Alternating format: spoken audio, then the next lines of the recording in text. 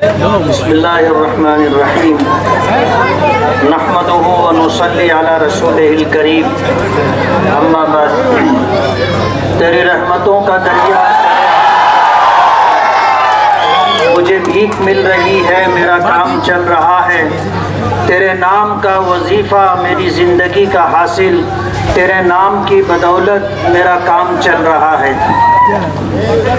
आज के इस इंतखाबी जलसे के सदर मोहतरम निहाल ट्रैक्टर वाला साहब, स्टेज पर तशरीफ़ फरमा, मुअज़्ज़ज़ीन शहर, कारपोरेटर हज़रात, मेरे दोस्तों, बुज़ुर्गों और साथियों, और घरों में बैठकर हमारी बात सुनने वाली हमारी मुअज़्ज़ज़ माएँ और बहनें, आज हमारा ये जलसा हुडको कॉलोनी में हो रहा है। यही वो इलाका है कि 2019 में जब हम लोग वोट मांगने के लिए इस इलाके में आए थे, तो इसी टन से थोड़ा आगे बढ़े तो कुछ नौजवानों ने हमारा रास्ता रोका, दादागिरी की बात की, मरने मारने तक आमादा हो गए। लेकिन वो हमारा रास्ता खोटा करना चाहते थे, प्रचार से रोकना चाहते थे। हम प्रचार से रुके नहीं, हम अपना काम करते रहे। अल्लाह ने हमारी हिफाजत की। इस मर्तबा 2024 के इलेक्शन में हिंगलाज नगर में 20-25 नौजवानों ने मगरिब के बाद जब अंधेरा हो गया तो हमारा रास्ता रोका। बताने वालों ने हमें बताया कि उनके अज़ाइम और इरादे अच्छे नहीं थे। 20-25 नौजवानों का और उनके साथ हमारी कुछ माँओं और बहनों को भी उकसाया गया था कि अंधेरे का फ़ायदा उठा करके हमारे साथ ज़्यादती की जाएगी। लेकिन कहते हैं ना, जिसे अल्लाह रखे उसे कौन चखे। हम ज़रा भी नहीं डरे, किसी किस्म का खौफ ना खाते हुए अपना काम करते रहे। हम पर हाथ डाला गया। हमारे साथ जो नौजवान थे उन्होंने हाथ झटक करके हमारे पीछे आकर के खड़े हो करके उन्होंने हमारा साथ दिया, बचाया। बचाने वाली ज़ात अल्लाह की है, अल्लाह ने सबब और ज़रिया बनाया।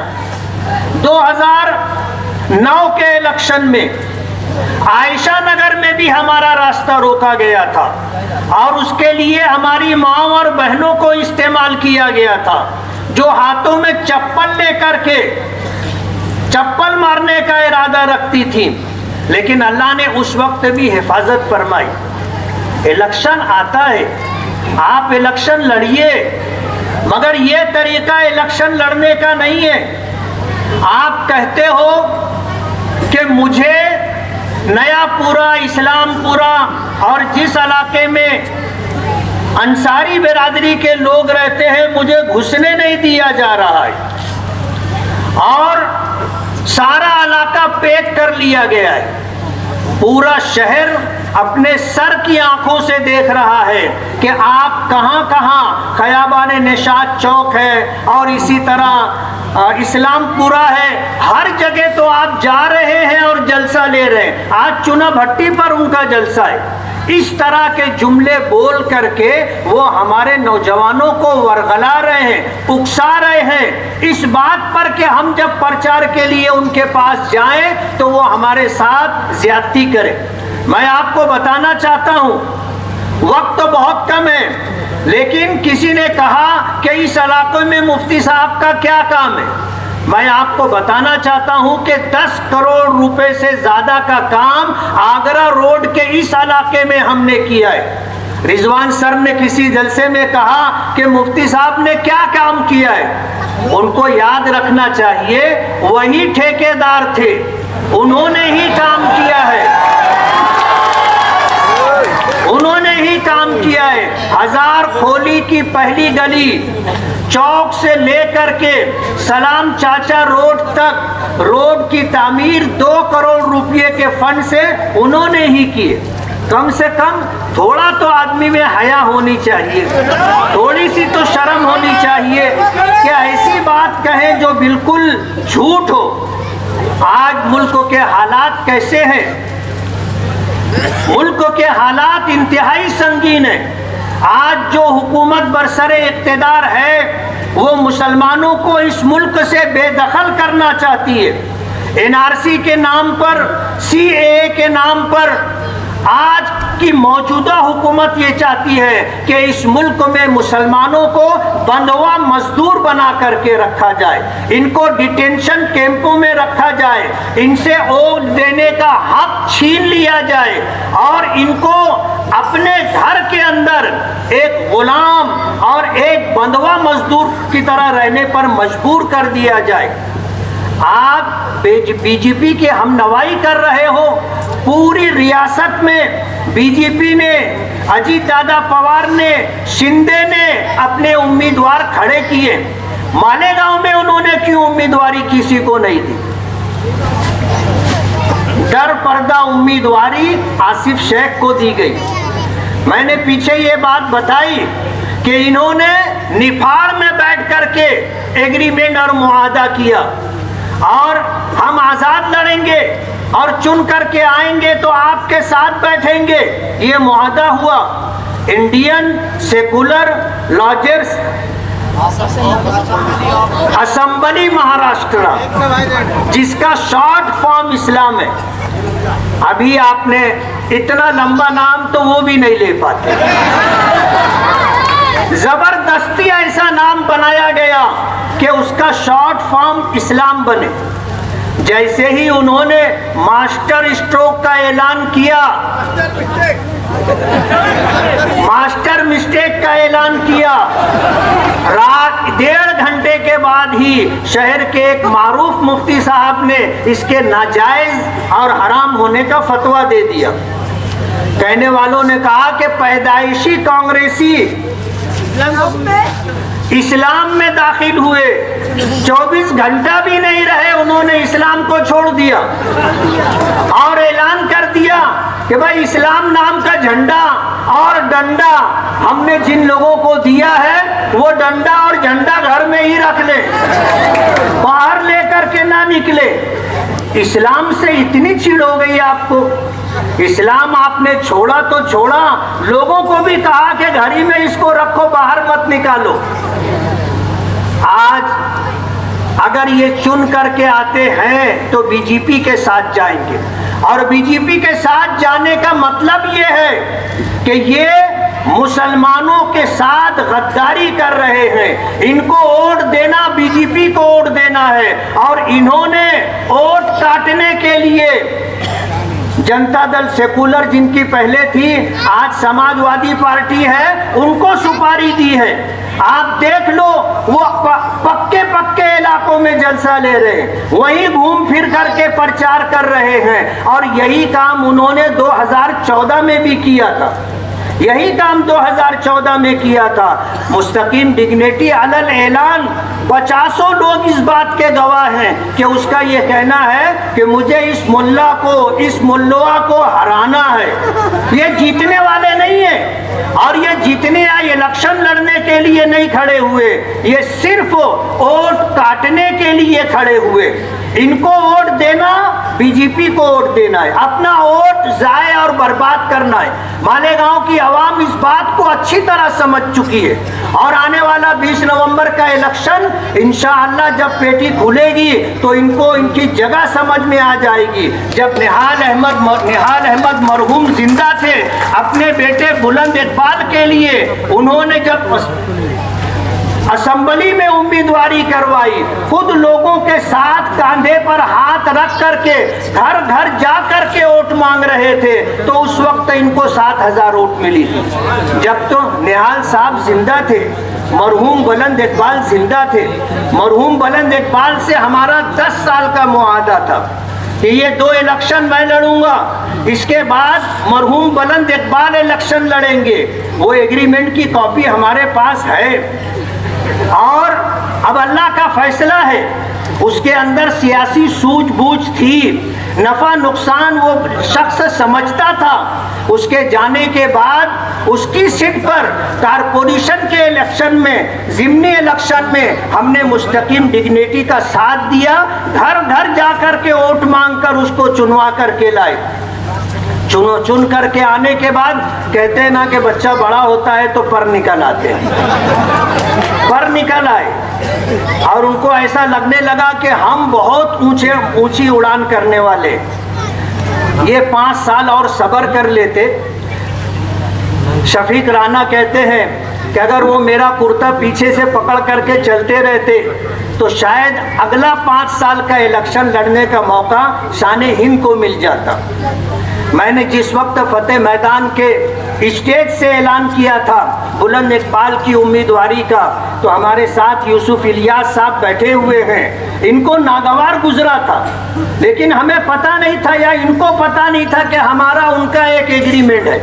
आज इस मौके पर मैं बहुत सफाई के साथ कहना चाहता हूं कि जिस इलाके में हम इस वक्त इलेक्शन इंतखाबी जलसा ले रहे हैं, हमारा ये जलसा कैंसल हो जाए इसके लिए पूरी कोशिश की जा रही।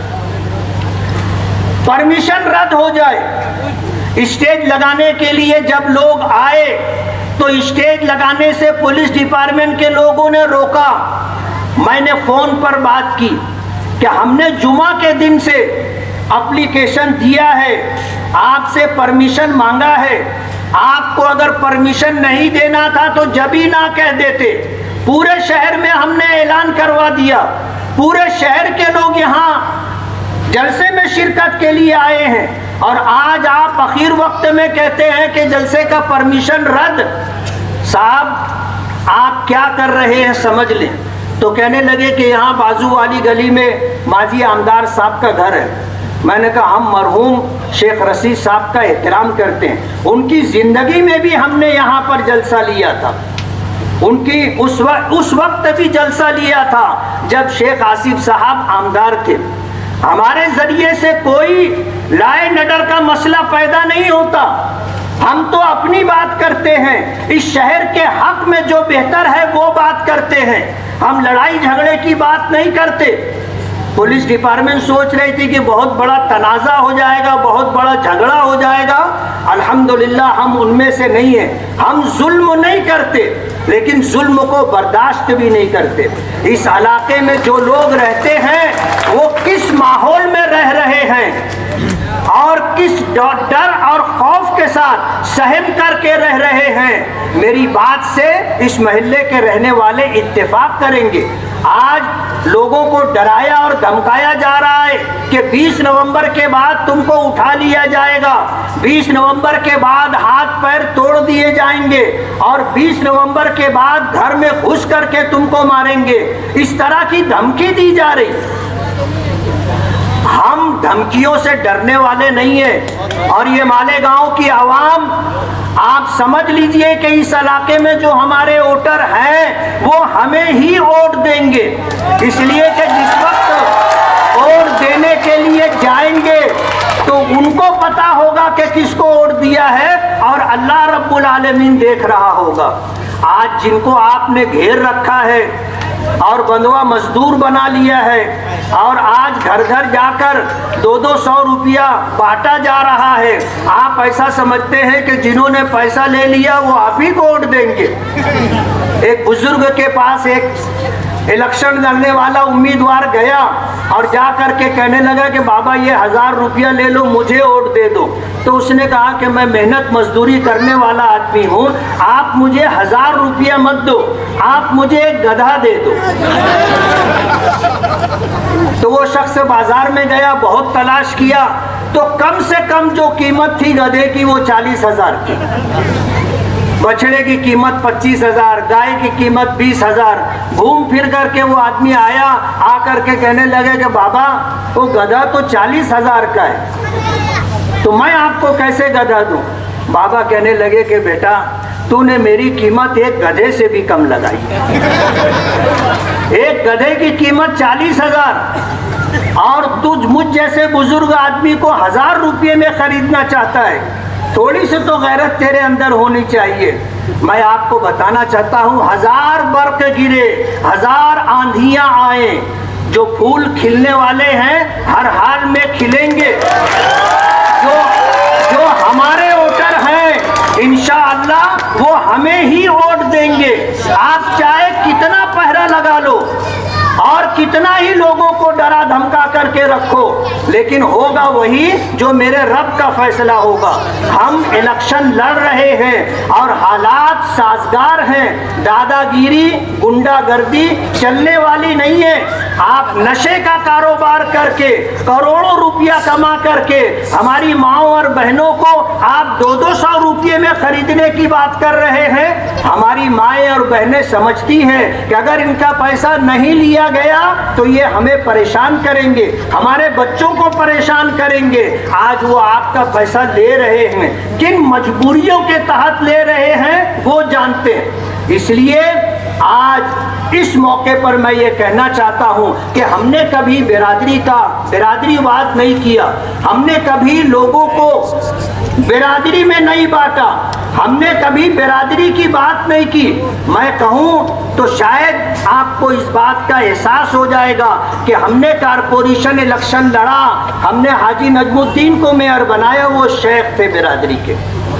हमने मेयर बनाया अब्दुल मालिक साहब को, ये भी शेख हैं। हमने मेयर बनाया इब्राहिम शेख नेशनल वाला को। हमने तो बिरादरी नहीं देखी। सियासत में तो हमने ताहिरा मैडम को भी मेयर बनाया था, ताहिरा मैडम को भी मेयर बनाया था।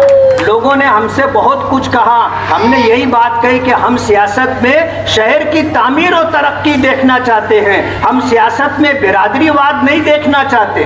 हमने कभी ये बात नहीं की। आज ये सबको बिरादरी के नाम पर जमा करना चाहते हैं। मैं आपसे बहुत आजिज़ाना गुजारिश करता हूं कि आप इस झांसे में ना आए।